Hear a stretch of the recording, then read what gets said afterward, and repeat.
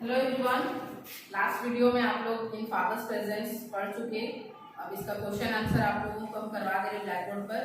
और सबसे पहले तो आपका पेज नंबर 18 है जिसमें आंसर डायरेक्टेड किया है tick the most appropriate options.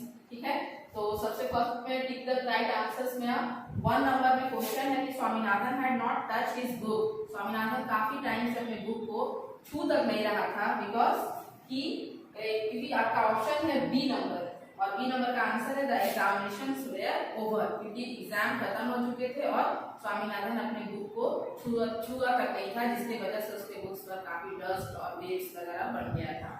अब आपका 2 नंबर है कि he expected to be credited any moment because जब वो सम्स बनाकर सॉल्व करके अपने फादर को दिखा रहा था तब उसके अंदर मन में ऐसा लग रहा था कि पता नहीं उसका जो सॉल्यूशन है वो सही है या नहीं, गलत है, इसलिए अंदर से उसको एक कंफ्यूजन जैसा फील हो रहा था। इसका आंसर है क्योंकि he was not sure if the answer was correct। डर था उसके अंदर कि पता नहीं जो आंसर वो बना के आता दिखा रहा है वो सही है या नहीं। इसका भी आंसर आपका 2 का बी नंबर है। ए नंबर के क्वेश्चन में ही आपका एक और आंसर है जो कि ट्रू फॉल्स है। तो ट्रू फॉल्स भी आपका ज्यादा नहीं है, 3-4 है। जैसे कि फर्स्ट में है स्वामी was not sure whether he had add, subtract, multiply और divide।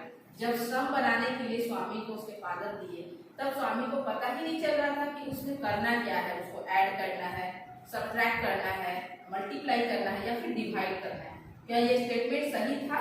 तो यस, आप नंबर 1 पर ट्रू लगाओगे, ये बात सही था। नंबर 2 में है फादर थ्रेस Swami when he could not answer him। पापा जो थे स्वामी के, जब वो आंसर नहीं दे पा रहा था तो उसको थ्रैश किए थे, मतलब कि थोड़ा उसके ऊपर बौखलाए थे। क्या ये बात सही था? तो 2 नंबर में भी आपका स्टेटमेंट जो है वो ट्रू है। 3 में आएंगे fractions were easy for Swami to do. जो क्वेश्चन मिला था वो फ्रैक्शन से रिलेटेड था, अरिथमेटिक था। तो क्या अरिथमेटिक जो है वो स्वामी के लिए इजी था? नहीं, उसके लिए वो टफ था। 3 का आंसर आपका फॉल्स होगा। ठीक है, इसी वजह से स्वामी को वो सॉल्यूशन बनाने में काफी टाइम लग रहा था, उसे समझ में नहीं आ रहा था कि what he had to do. Number 4 में Swami disappeared and did not go to the club. जब सब कुछ फाइनली ओवर हो चुका है तो लास्ट में एंड में स्टोरी के फादर जब उसको एक ऑफर देते हैं कि क्या तुम मेरे साथ क्लब चलोगे घूमने के लिए, तो वो क्या करता है, उसको डिसअपीयर्ड यानी कि भाग जाता है, नहीं जाता है अपने फादर के साथ क्लब। नहीं, ये स्टेटमेंट आपका फॉल्स है, ऐसा नहीं करता है।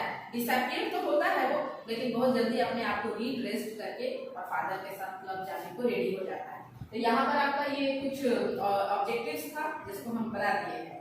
अब कुछ पेज नंबर 19 में आओगे और डी नंबर में आपको राइट द आंसर्स। कुछ क्वेश्चन का आंसर है, 2-3 क्वेश्चन है, ज्यादा नहीं है पर थोड़ा लॉन्ग है, तो आप लोग इसको यहाँ से अच्छे से देख लो और हम क्वेश्चन आपको यहाँ से समझा दे रहे हैं और आंसर भी। How did father know Swaminathan had not been studying at all. Father को कैसे पता चला कि स्वामी जो है बहुत दिनों से पढ़ाई नहीं कर रहा है। पढ़ाई नहीं करने का मतलब कैसे उनको पता चला? क्योंकि Father knew Swaminathan had not been studying at all because he blew off the fine layer of dust on his books and cleared the way between a corner of the table and pile of books। Father stood over Swaminathan and set him to dust his books and cleared his dust। क्योंकि उसके books पर इतने सारे झोल जाले पड़ गए थे, इतने डस्ट पड़ गए थे कि फादर को बुक्स को की हालत को देख के समझ में आ गया था कि काफी टाइम से इसे हाथ नहीं लगाया गया है, यानी कि एग्जाम जब से ओवर हुआ है स्वामी बिल्कुल पढ़ाई नहीं किया है। ठीक है, तो इसका आंसर आप 1 नंबर का लिख लो।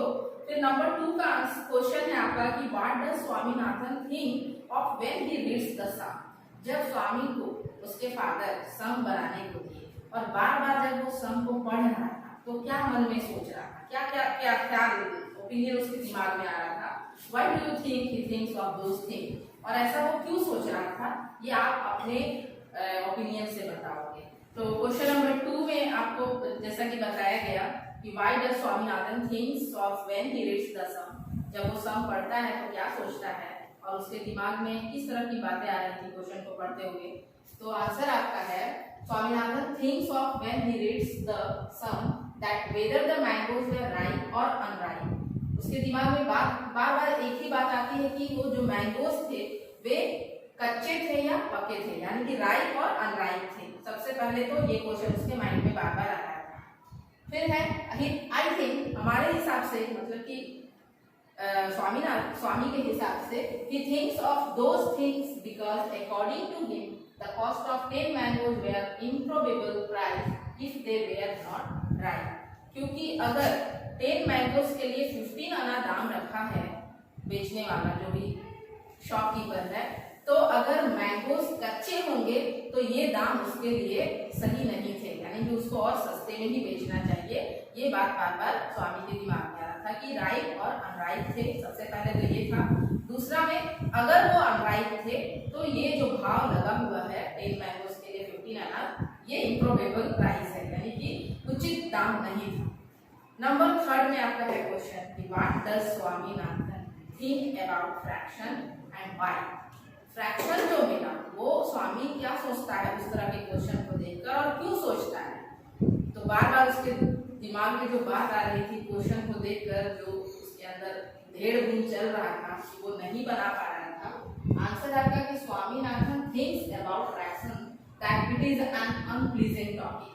सबसे पहले तो स्वामी को ये जो टॉपिक मिला था अरिथमेटिक में फ्रैक्शन बनाने के लिए, ये उसके लिए अनप्लीजेंट था, क्योंकि जो मैथ्स उसके समझ में नहीं आ रहा था वो उसके लिए वो टॉपिक ही बिल्कुल गलत है। अनप्लीजेंट मतलब बिल्कुल उसको अच्छा नहीं लग रहा है। एक सम होता है जो बनाना उसके लिए इजी होता है तो उसको अच्छा लगता है, ये उसके लिए एक अनप्लीजेंट टॉपिक था जिसको बिल्कुल पसंद नहीं कर रहा था। Because he practiced only addition, subtraction, multiplication and division that were easy to solve. क्योंकि अब तक अपने मैथ्स के बुक में वो सिर्फ जोड़, घटाव, गुना और भाग का ही काम किया था, जो उसके लिए बहुत इजी था। लेकिन ये जो फिलहाल क्वेश्चन अभी स्वामी के फादर उसको दिए थे, वो थोड़ा इस लेवल से ऊपर था, फ्रैक्शन था, जो इसके दिमाग में बिल्कुल आ नहीं रहा था कि इसे कैसे सॉल्व किया जाए। इसीलिए बार बार उस टॉपिक को ही वो थोड़ा सा अनक्लियर और उसको मतलब कि अनइंटरेस्टेड लग रहा था कि ये टॉपिक ही नहीं उसको देना चाहिए, उसके फादर को इस तरह का क्वेश्चन देना ही नहीं चाहिए, और जो कि उसको इजी ना लगे। उसके लिए इजी ये 4 सम्स था, जो कि मल्टीप्लिकेशन, डिवीजन और एडिशन, सब्ट्रैक्शन है। इससे ऊपर का चीज उसके दिमाग से थोड़ा बाहर का चीज था, लेकिन फिर भी वो लास्ट में कैसे भी करके सॉल्व कर लिया जब उसको थोड़ा सा हिंट उसके फादर ने दिया। तो इसके साथ आपका ये लेसन जो है इन फादर्स प्रेजेंट कंप्लीट हो गया है, और आपका ये यूनिट 1 का सेक्शन 2 है जो कि कंप्लीट है। और पेज नंबर 20 में आप देखोगे कि थोड़ा सा सफिक्स दिया हुआ है यहाँ पर करने के लिए। आप चाहो तो अपने से भी बना सकते हो। एग्जामिन है, क्लीन है, वर्ड है, कुछ क्वेश्चन, फियर, डिटरमिन, डिसाइड, आप इसको खुद से भी बना लोगे। आप डिक्शनरी यूज कर सकते हो, ठीक है, कि कौन कौन सा वर्ड एग्जामिन में आता है। जैसे कि कुछ एग्जाम्पल यहाँ फाइनली दिया हुआ है, examine, examine, examining and examination. तो इस तरह से नीचे भी कुछ कुछ वर्ड हैं, उसको आप कौन कौन से वर्ड में यूज करते हो। जैसे क्लीन है तो आप उसको क्लीन्स कर सकते हो, क्लीनेड कर सकते हो, क्लीनिंग है, ठीक है, क्लीनलीनेस है। इस तरह से वर्ड आप खुद से बनाओगे। ये आपके आईटी के लिए भी अच्छा होगा। सारा चीज हम आपको नहीं बताएंगे, इसको आप खुद बनाओगे, क्योंकि ये एक आपको सफिक्स है जिसमें कि इसको जोड़ना है, आप खुद अपने से कर लोगे। इससे आपको खुद ही वर्ड्स बनाने को मिलेगा, और आपको अपने से वर्ड बनाने का तरीका भी मालूम पड़ेगा। सब कुछ यहाँ से आपको जो मेन चीज था ये हम आपको दिखा दिए हैं। इसके आगे अब एक पोयम है, ठीक है, नेक्स्ट वीडियो में एक पोयम है, हल्का सा हम आप लोगों को समझा देंगे, जो थोड़ा बहुत क्वेश्चन होगा वही हम करवा देंगे। फिलहाल आप इस लेसन को पूरा फेयर करोगे, हो सके तो आपकी कॉपी मंगवाई जाएगी चेक करने के लिए, और आप कंप्लीटली इसको साफ सुंदर से कॉपी जो बनाए होंगे उस पर लिखकर भेजोगे, ताकि हम कुछ रिमार्क भी दे सके और हमको समझ में आए कि हाँ आप लोग घर में भी पढ़ाई कंप्लीट कर रहे हो या नहीं कर रहे हो। ओके, तो चलिए, आप आई होप कि आप लोग इसको माने और अपने काम को पूरा करेंगे, और आपकी कॉपी बताएगा कि आप घर पे कितना पढ़ाई